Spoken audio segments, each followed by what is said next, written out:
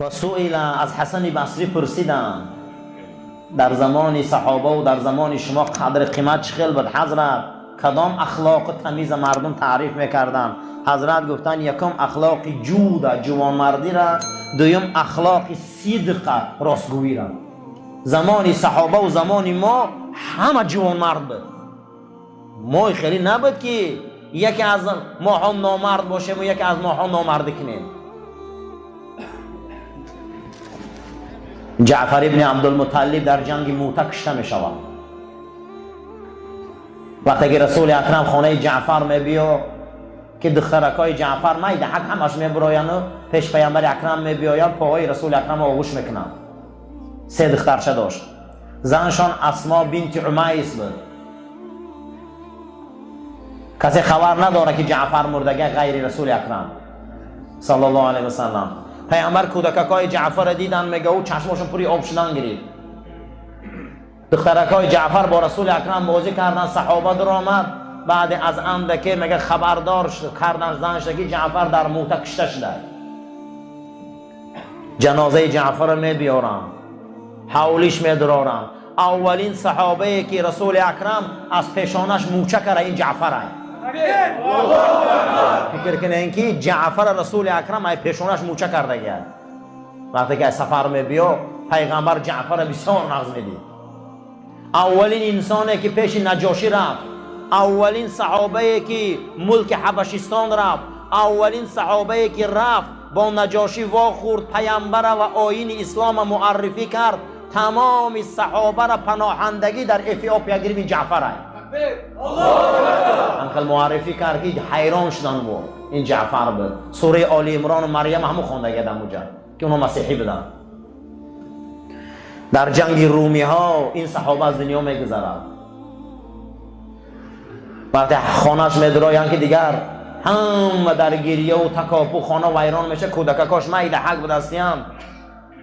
رسول اکرم سر میبردارن، میگه خاندان جعفر فرزنداش یاش های. هر صحابه که میمرد فرزنداش اگر یاش میشتن حضرت میگفتن فرزنداش یاش های. چیکار کنیم؟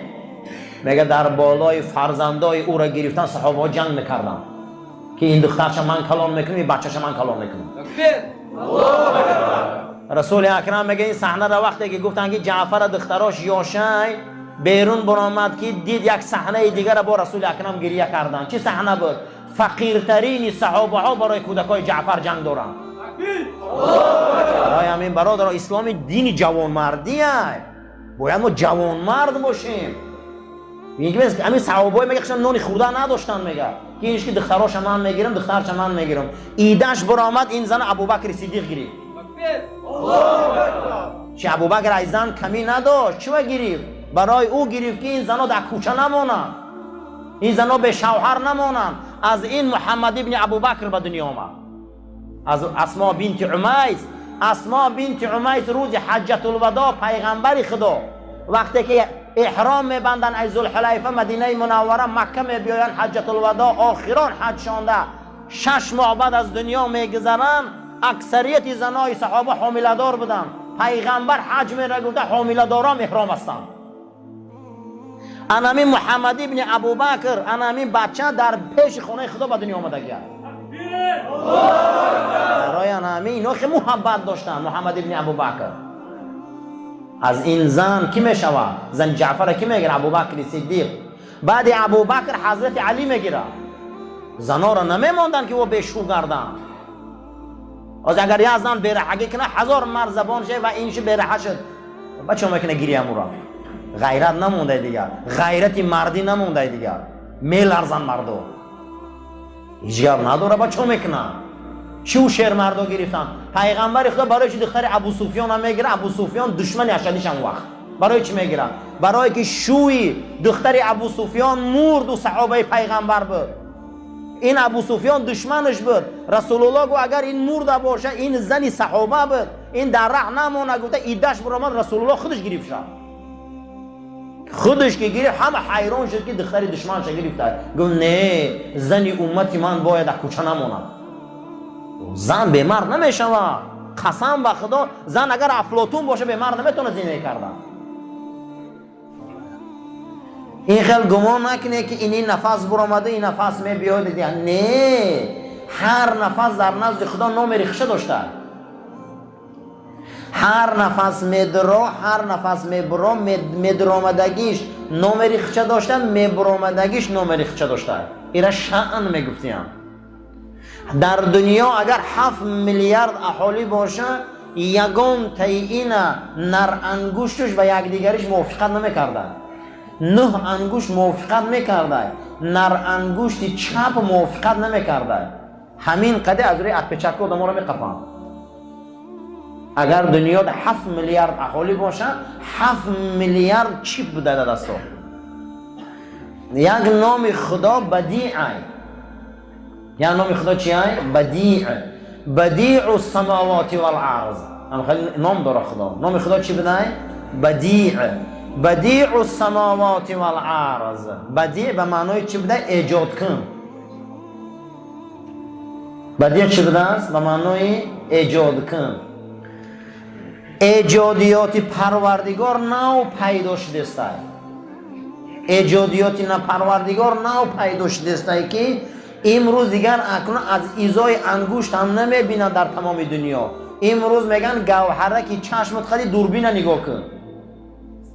علم نو پیش رفته است. اگه ایجادیات خدا را معلوم کرده است که در پشت گوهره که چشم هر یک آدم با چیپای الوهیده بوده. اینه میگه نامی او بدیعه، ولی با 1000 سال بعد با یک نو اختراعات های بدن ما میبراین که با او ما رو میشناسن. باز هیچ نمیگن، میگن دوربین یا نگاه کن خلاص. همین چشم تا نگاه میکنن کجا تو چیکار کردگی همش پیدا میشه. میگم من بدیعم. امروز یک دندان منقری دینازور میوان همو را کافته کافته میروان یک دندانش رسم شه میکشن چه خیلی بده. یک دندانش یک موی سر اثبات میکنن که اولاد خونی کدام ملتی. اینم یک دانه موی سرم. نامی من بدیعه میگه، ولی شما نمیدونه که شما یک کارخانه یا آدم میگه. موی سری آدم میگیرن انالیز میکنن کدام خونه معلومش میکنن.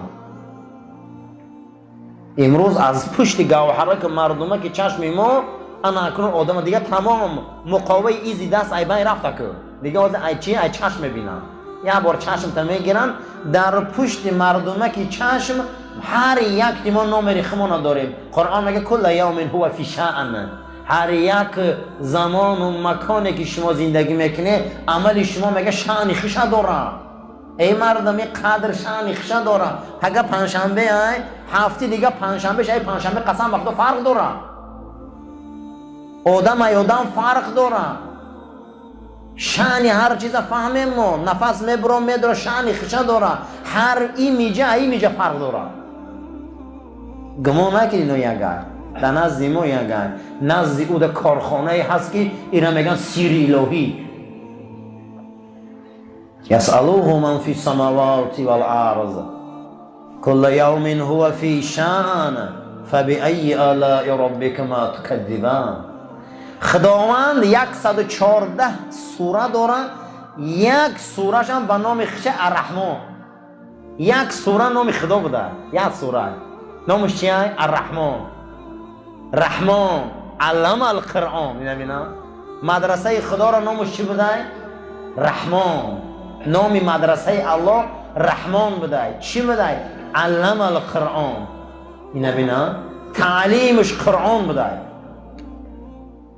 خلق الانسان علمه البیان.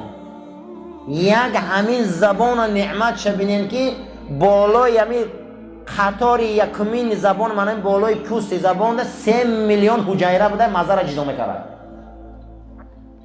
3 میلیون حجیره مزه جدا میکرد. مزه ترش تلخ گاهی میشده که مغزچه میده ها یعنی پشت کله دسته و در حرام مغز پیوسته. اگر همون اودر خره یا کسل شوه یا حرارت بلند شوه همون یخ میکرده 1 میلیون همین عصب زبان فلج میشده و دهن تلخ میدوده. مزه جدا کردن نمیشه دیگه. با آدم کسل شوه دهنش تلخه برای که مغز چکار کرده سازکار نکرده است. یک زبان 3 میلیون حجیره برای مزه را جدا کردن. مزه همین اگر تمام دنیا را جمع کنی مزه را نفهمی هیچی همین دنیا خودش. کل یوم هو فی شأن، هر یک زمان هر شأن خشد داره. این شأن داره. ما در بین همین تمام نعمتهای خداییم، تمامش را. اگر روزی همین گمزنه که پنجه دست همیشه هم میخواد در میکنی که صاحبش خونه میروه، ای دست من چی میبیو؟ همیشه امر میکنه سرکی هم میخواد درد میکنی که باید خونه روه او و همش او را گوش میکنه و همه او را گوش میکنه، همه به فرمانی او های. حضرت رومی بحث دارن درباره توحید ربوبیت بحث میکنن. توحید چی؟ ربوبیت. الحمدلله رب العالمین، رب العالمین، تربیتگر عالمیان. چی خیلی میگه او تربیتگرای؟ توحید تربیتگری او چیه؟ حضرت رومی یا بحث میبیاره مرده و مردشو. مرده و مردشو. میگم این مرده قدی گاو زده حوزی میمره دیگه ای دست هیچ نمیبیو. بالا یا تخته ده میمونش مردشو چی خیلی بخواد تاوش میتیه.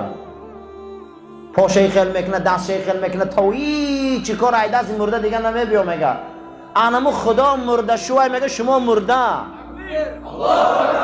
آقی شما رو او تاو میتیه. میگه شما داناگی نکنه که من پول دارم و شما داناگی نکنه من دنیا دارم چه کاری من نمیشه. آخی او چرخ میتیتره، او چرخ دیگه کاری تو میشه او چرخ نتیه ای دست هیچی نمیبیو. توحید ربوبیت شنمینه. آخی ما هر چیزی که میتیمون در دستمون داریم، ای زن و فرزند و خانه و در چیزی که داریم، این والله همش ای جانب خدا های. اگر این ای جانب الله نباشه ای دست ما هیچی نمیبیو. صدها آدم ما میدانیم شوخا بودن سرخیزن فلجن. کنی دستشون نقص کنن؟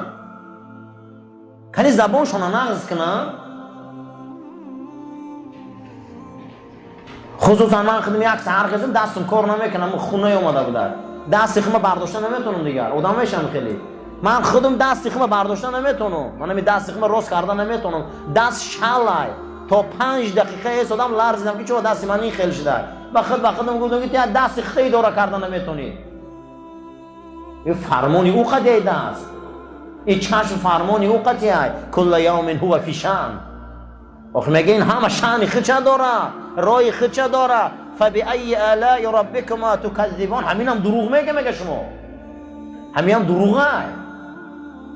من یک سحر میخوزی که چشم آدم میبینم، یک شب یک سحر میخوزی پاد در نح نمیگرده، هیچ کاره دستا نمیبین. شانه این نفس میبرو یک تا دو تا میبرومدگیش ای میبرومدگیش فرق داره. برایان امین. فبأی آلاء ربکما تکذبان. این نبی نعمت را. همین سوره الرحمن، این سوره رحمان، این سوره خدا خودشه برای ما نعمتاش دلیل میبیاره که همین هم دروغه، همین هم دروغه، همین هم دروغه میگه شما دا همه مونده همین هم میگه دروغه. برای همین عزیزا این شب دیگه تکرار نمیشه و قسم به خدا، قسم به خدا این شبا تکرار نمیشه و دیگه اگه پنجشنبه میدره هفته دیگه چهارشنبه هفته دیگه چهارشنبه، سال دیگه چهارشنبه دیگه چهارشنبه. هر نفس هر میجا فرق میکنه. این شأن شناسیم، شأن باید دانیم.